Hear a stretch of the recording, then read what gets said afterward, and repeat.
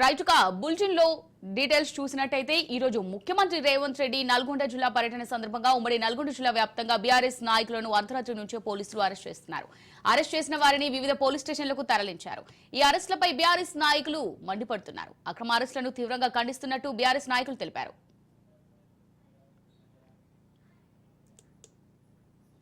Right గా దీనికి సంబంధించి మరిన్ని డీటెయిల్స్ మా ప్రతినిధి కిరణ్ అందిస్తారు. కిరణ్ వారు చెప్పండి, ఈ రోజు ముఖ్యమంత్రి రేవంత్ రెడ్డి నల్గొండ జిల్లా పర్యటన సందర్భంగా ఉమ్మడి నల్గొండ జిల్లా వ్యాప్తంగా బీఆర్ఎస్ నాయకులను అర్ధరాత్రి నుంచే పోలీసులు హౌస్ అరెస్ట్ అయితే చేస్తున్నారు. అరెస్ట్ చేసిన వారిని వివిధ పోలీస్ స్టేషన్ కు కూడా తరలించారు. ఈ అరెస్టుపై బీఆర్ఎస్ నాయకులు మండిపడుతున్నారు. మరి దీనికి సంబంధించి పూర్తి డీటెయిల్స్ ఏ విధంగా ఉన్నాయి కిరణ్?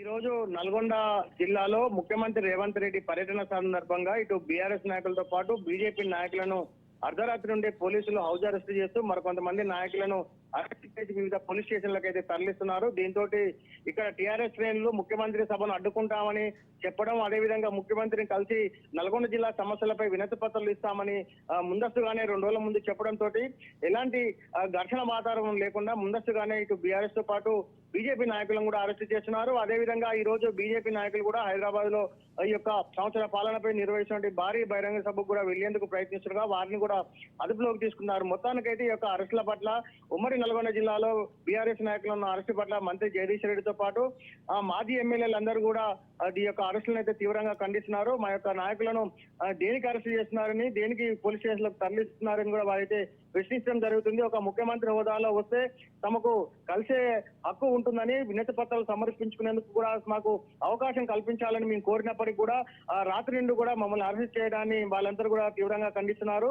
అయితే భద్రతా దృష్ట్యా ఈ యొక్క అరెస్టులను చేస్తున్నామని ఇటు పోలీస్ శాఖ చెప్తుండగా అరెస్టు చేసి వివిధ పోలీస్ స్టేషన్లలో రాత్రి నుండి మమ్మల్ని ఎందుకు ఉంచుతున్నారని అయితే వారందరూ కూడా బీఆర్ఎస్ నాయకులు ప్రశ్నిస్తున్నారు. మొత్తానికైతే ఇటు బీఆర్ఎస్ బీజేపీ నాయకుల అరెస్టు, ఇటు ముఖ్యమంత్రి పర్యటన నేపథ్యంలో పోలీసులు అయితే పటిష్ట బందోబస్తు అయితే ఏర్పాటు చేశారు. అమూల్య, రైట్ కిరణ్, ఇప్పుడు మనం చూసుకున్నట్టయితే అధికార ప్రభుత్వం ఏదైతే ఉందో అధికార ప్రభుత్వానికి చెందినటువంటి ఒక ముఖ్యమంత్రికి ప్రతిపక్ష పార్టీకి చెందినటువంటి నేతలు కలిసి వినతి పత్రాలు ఇవ్వడం అనేది ఓకే, అది వాళ్ళ హక్కు అని చెప్పుకోవచ్చు. అయినప్పటికీ ఎందుకు ఆ వినతి పత్రాలు ఇచ్చి మాట్లాడదాం అనుకున్న నేతలను అరెస్ట్ చేయడాన్ని ఏ విధంగా చూడొచ్చు అంటారు?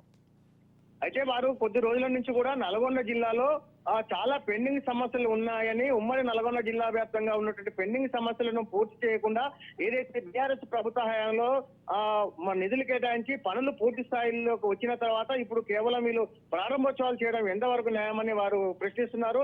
నల్గొండ మెడికల్ కాలేజ్ కావచ్చు, యాదాద్రి థర్మల్ ప్లాంట్ కావచ్చు, బీఆర్ఎస్ ప్రభుత్వ హయాంలోనే వాటిని పూర్తి చేసినప్పటికీ కేవలం ప్రారంభోత్సవాలే చేయలేదని, ఈ ముఖ్యమంత్రి రేవంత్ రెడ్డి ఏ మోకం పెట్టుకుని నల్గొండ జిల్లాలో పర్యటిస్తున్నారని సమాధానం చెప్పాలని వాళ్ళు గత 2-3 రోజులుగా పత్రికా పర్యటనలతో పాటు ప్రెస్ మీట్లు కూడా నిర్వహించి చెప్పడం జరిగింది. దీంతో పోలీసులు అప్రమత్తమై సమావేశానికి కానీ అదేవిధంగా ముఖ్యమంత్రి పర్యటనలో ఎక్కడైనా అడ్డుకున్నట్టయితే పోలీస్ శాఖకు ఇటు కాంగ్రెస్ పార్టీకి చెడ్డ పేరు వస్తుందనే ముందస్తు తోటి వారంటే అంత అరెస్ట్ చేశారుగా పోలీస్ శాఖ అయితే చెప్తుంది. మొత్తానికి ఈ యొక్క అరెస్టుల పట్ల అయితే ఇటు బీఆర్ఎస్ నాయకుల అరెస్టు, అటు బీజేపీ నాయకుల అరెస్టు పట్ల అయితే బీజేపీ టీఆర్ఎస్ నాయకులు అయితే తీవ్రంగా మండిపడుతున్నారు. అమూల్య, రైట్ కిరణ్, ఇప్పుడు మనం చూసినట్టయితే ఈ అరెస్ట్ల వల్ల బీఆర్ఎస్ నాయకులు అయితే పెద్ద ఎత్తున తీవ్ర విమర్శలు చేస్తున్నారు. మరి దీనికి సంబంధించి కాంగ్రెస్ నేతలు ఏం చెప్తున్నారు?